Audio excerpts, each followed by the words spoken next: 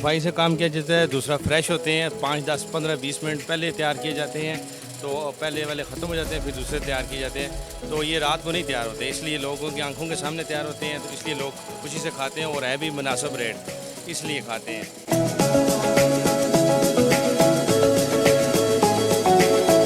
بغیر آئل کے ہیں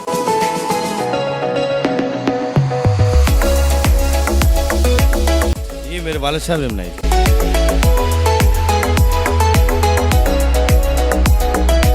والد صاحب کے ساتھ میرے 20 سال کام کرتے ہو گئے ہیں، 30 سال میرے والد صاحب نے بھی کام کیا ہے، 50 سال ہو گئے۔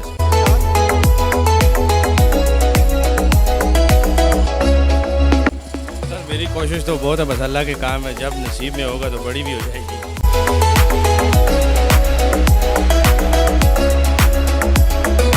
کبھی ناپ تول نہیں کیا، بس جتنے آ جائیں جتنی وام کی ڈیمانڈ ہو اتنے تیار کر لیتے ہیں۔